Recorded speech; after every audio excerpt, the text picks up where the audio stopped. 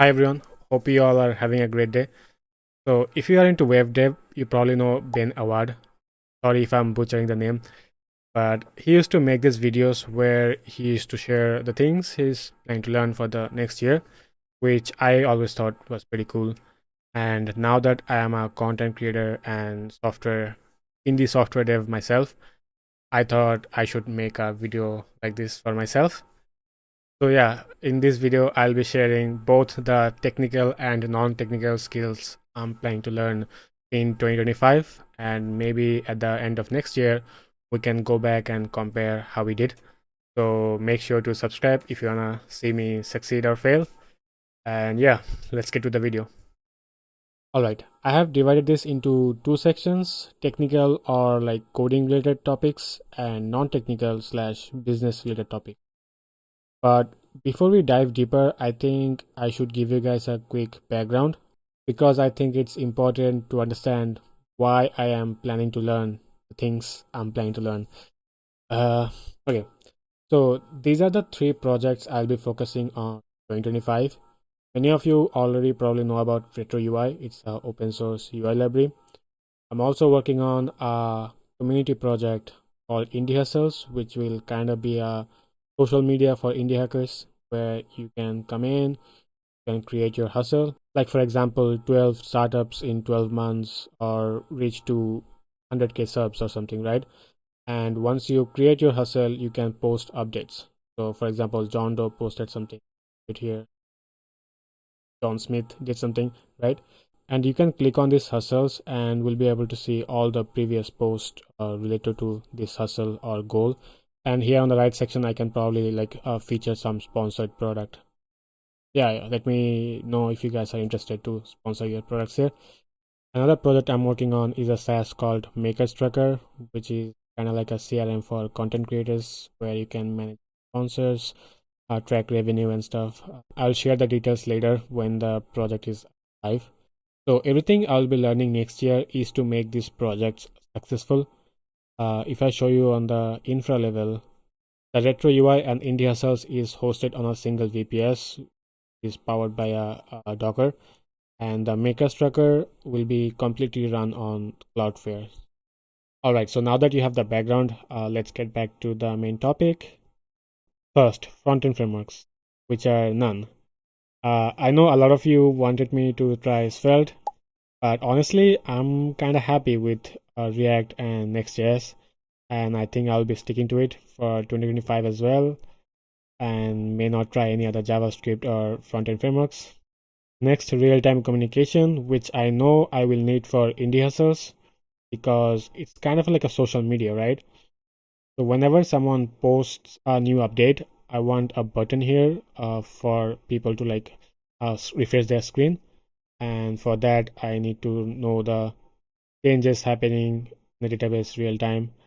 So I did some digging and think I'll be able to do that with WebSockets and a PubSub. I know you can use Kafka or RabbitMQ stuff for that, which I have never tried. Redis I have used before as a key value store database. So I thought like okay, this will probably be the best one. Now for cloud, I'll be mainly focusing on Cloudflare.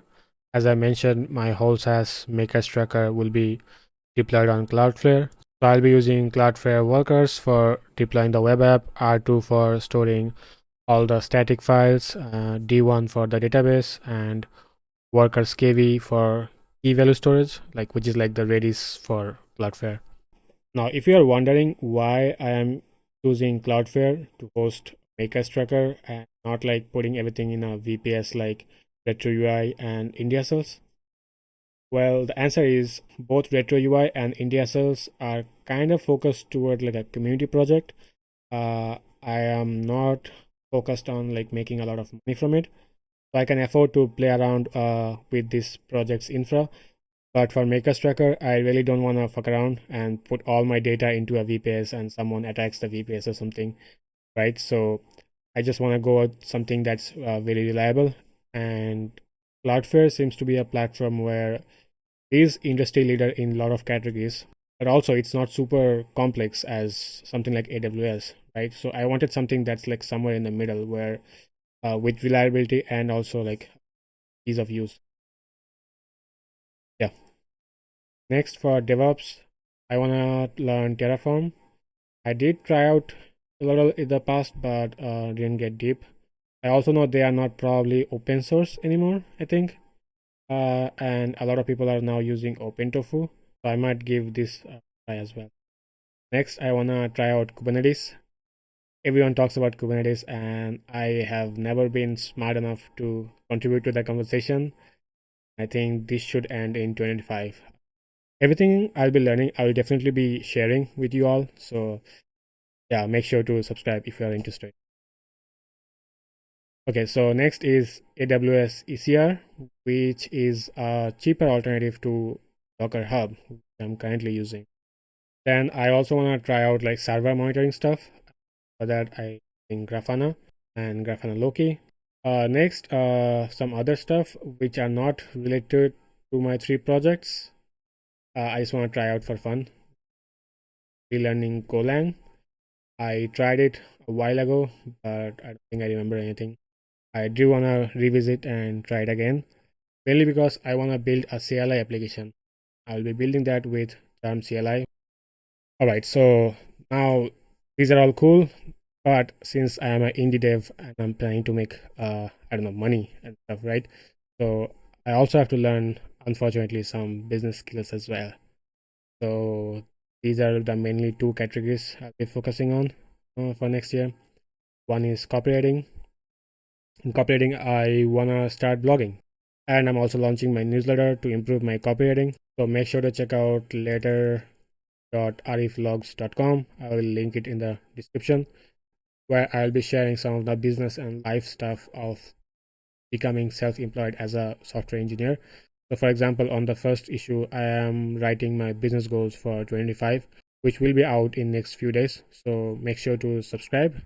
Next, I'm gonna try to learn some sales, which is probably the most difficult job, because I definitely want to get good at cold email. I did try to send a couple of cold emails, but haven't gone super well. Sales calls definitely. Next, pricing and negotiations. Not just for my SaaS, but I'm also getting some offers for like YouTube video sponsorships or consultation, right? So I definitely want to get better at negotiating those. And yeah, that's pretty much it.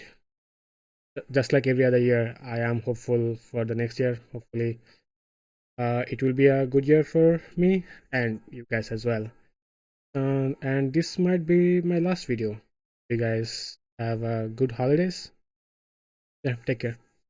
Bye bye.